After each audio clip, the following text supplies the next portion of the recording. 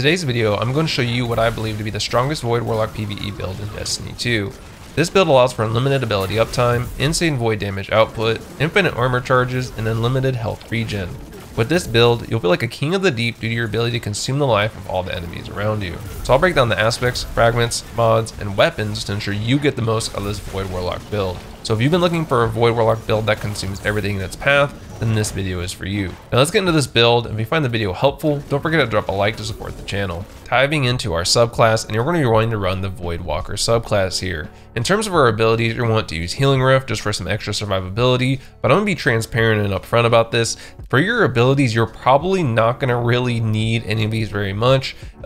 With more specifically Pocket Singularity and Vortex Grenade, you can just throw those freely, as you'll see, but overall this is probably the least important part of this build, so you could really run whatever grenade you want here. Again, I'm running Vortex because it's probably the most powerful, does the most damage consistently. For your aspects, you're going to want to run Child of the Old Gods. This is going to give us a little extra help in terms of giving that debuff if we happen to need to pop our Rift.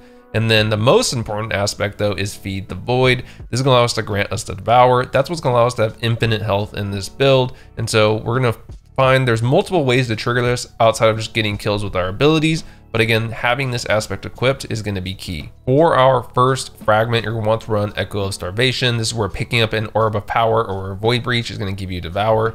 This is going to ensure with our combination of mods that we're always going to have Devour procced, whether we're doing damage with our Void abilities or not. And it really just makes it to where we don't even need really our Void abilities to proc Devour, which is pretty awesome. So this is definitely another important piece of the build. Next, we have Echo of Remnants. Your lingering grenade effects have increased duration. Not super important, but again, in those times where we throw a grenade, which we're going to be able to do a lot if we want, it's just going to make sure it does a little bit more damage. Next, we have Echo of Persistence. Void buffs applied to you, Invisibility, Overshield, and Devour have increased duration, so it's going to ensure that we have as much or as long as a timer for Devour as possible. Lastly, we have Echo of Undermining. Your void grenades weaken targets. Now, there's another option here you can also go with. In a majority of the video, you will see me running Echo of Vigilance, where defeating targets while your shields are depleted grants you a temporary void overshield. And this is kind of just like a subtle flex and kind of the icing on the cake on top of having Devour. This allows you to have that overshield in case you really get that weak, which very rarely you will. I think between these two, you couldn't go wrong, but it is kind of nice having Echo of Undermining because it's going to, when you throw those void grenades, it's going to weaken targets, allowing us to do even more damage more consistently. So this is nice, especially against those tankier targets. For our armor and mods, we got to talk about our exotic first, and we're going to be running Nezarec Sin. This has the exotic trait Abyssal Extractors, void damage kills, increased ability, energy recharge rate. So basically anything we do with our character when you see our special weapon or special exotic of choice is going to help trigger Abyssal Extractors, and this is going to give us a nice enhanced ability regen for our super, for our grenade, for everything. And so this really helps on top of all the mods we're going to talk about in a second here, that overall ability regen. So Nezarec Sin is a great pairing for a void build and just going to really help with that ability uptime. In terms of our mods, you're going to want to run double void siphon here. So rapid void weapon, final blows, create an orb of power. What you'll see is it's 2 final blows with a void weapon will generate this orb of power. And this is what's really going to start the whole chain of everything we really want to do. And then we want to use special ammo finders, increase the drop chance of special ammo kill. For our gloves, you're going to want to run Font of Vigor and Font of Focus. So collecting an Orb of Power causes you gain 1 temporary charge. And this is going to give us enhanced discipline regen and enhanced melee regen to help us with grenade and melee back. Not that we're going to really rely on this all that much, but it's going to paired with Abyssal Extractors and everything else, it's going to really help give us that energy back.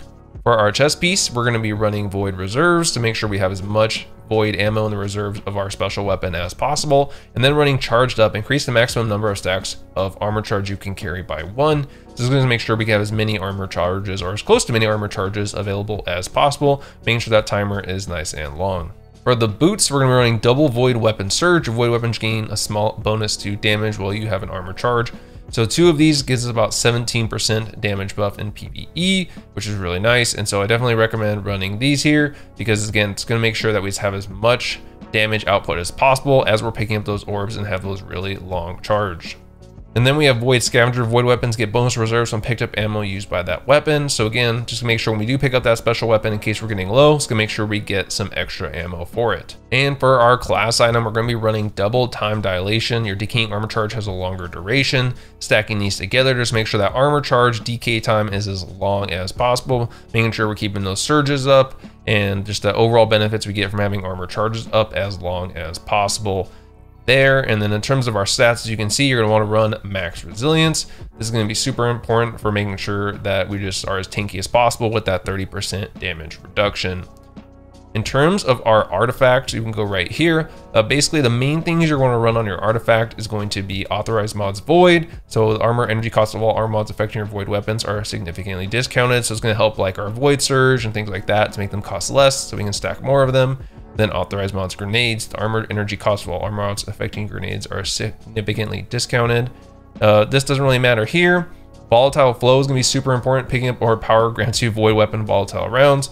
So as we're getting those final blows with our void weapon, we're going to be picking up those orbs of power, which can give us the armor charge, which gives us all the things I just talked about, but then also triggers volatile flow and also will be triggering devour. So you can kind of see the kind of way we're going here with this overall build. And then we have void weapon channeling. You gain a temporary bonus to void weapon damage after you defeat a target with a void weapon, but at least one of your void abilities is fully charged. This damage bonus increases based on the number of fully charged void abilities you have.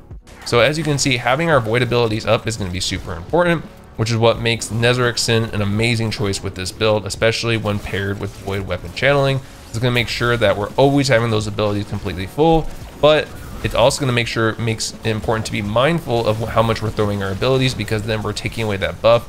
And from what I found, this gives about 25% damage buff. So something to really pay attention to and be mindful of when it comes to using our abilities. But the thing is with Nezarec Sin and those armor charges and the amount of armor or ability regen we'll get from Font of Vigor and Font of Focus, not to mention the amount of ability energy we'll get back from Devour, which is going to restore some of that ability energy, or at least for our grenades.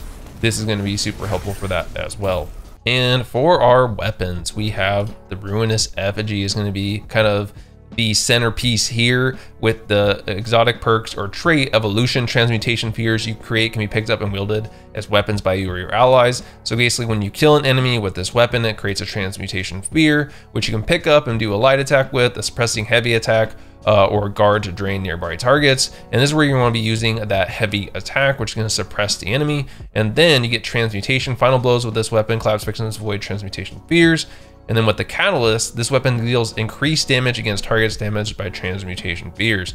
So then when you slam that transmutation sphere, your weapon's now going to do increased damage on top of having void channeling, doing that extra 25% damage on top of having volatile flow, so those volatile rounds as well. And then as we're doing all this damage, as we're killing multiple enemies and proccing volatile rounds, we're also getting our health back and all our abilities back constantly. So then if we want to throw a grenade, throw our melee, we can, but just keep in mind that will affect our void weapon channeling. So there's just so many different things we can do here to really dish out a ton of damage with the Ruinous Effigy. And so it just makes it for a great loop, because you're killing enemies with Ruinous Effigy is just a standard trace rifle, and then as you're killing them with that trace rifle, then you're getting those kills, which generating orbs, which is refreshing Devour, but also giving you armor charges. And then as you're killing them, you're grabbing the transmutational sphere, slamming that down, killing a ton of enemies, and any enemies you don't kill now are debuffed and can take more damage from Ruinous Effigy. And so this really creates a nice loop in terms of being able to just constantly be killing multiple enemies, tons of explosions as you slam the transmutational sphere down, as that does trigger the volatile flow, which is pretty awesome. And so everyone's just exploding around you. You're doing constantly getting void kills and triggering abyssal extractors with Nezarec Sin. And so you're constantly getting ability regen, which includes your super, so you can be popping your super. You can just be going absolutely crazy with all of your abilities, all while having full health, all while just constantly killing enemies and slamming that sphere over and over and over again.